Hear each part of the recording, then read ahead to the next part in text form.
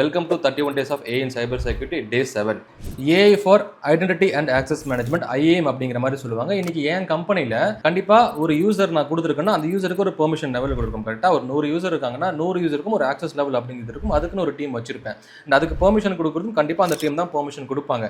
So அப்படி இந்த AI அப்படிங்கிறத உள்ளே கொண்டு வந்தேன் அப்படின்னா அது எப்படி என்ன மாதிரி வேலைகளை பார்க்கும் அப்படின்னு கேட்டால் behavioural based access control, AI driven multi-factor authentication, real-time monitoring of login attempts, AI enhanced biometric security, identifying credential surfing attacks. So இன்றைக்கி ஒரு சின்னதாக ஒரு எக்ஸாம்பிள் சொல்கிறேன். இன்றைக்கி வந்து ஒரு யூசருக்கு நான் சொல்கிறேன், ஒரு க்ரெடென்ஷியலை கொடுத்துட்டு இது நீங்கள் மாதத்துக்கு ஒரு நாள் லாகின் பண்ணுங்கள் அப்படிங்கிற மாதிரி நான் சொல்கிறேன். ஆனால் மாதத்துக்கு பண்ணாமல் டெய்லியுமே லாகின் பண்ணுறாங்க அப்படின்னா அது கண்டிப்பாக ஒரு எப்படி சொல்கிறது, ஒரு சஸ்பெக்டடாக இருக்கும். கரெக்டாக? ஸோ அந்த மாதிரி AI கிட்ட நான் சொல்லிடுறேன், இவங்க மாதம் தான் பண்ணணும், டெய்லியும் பண்ணாங்கன்னா எனக்கு ஒரு அலர்ட் கொடு அப்படிங்கிற மாதிரி நான் சொல்கிறேன். இந்த மாதிரி நிறைய ஒரு ரியல் டைம் கேஸ் ஸ்டடிஸ்க்கு நீங்கள் அந்த AI அப்படிங்கிறது இந்த IAMல யூஸ் பண்ணிக்கலாம்.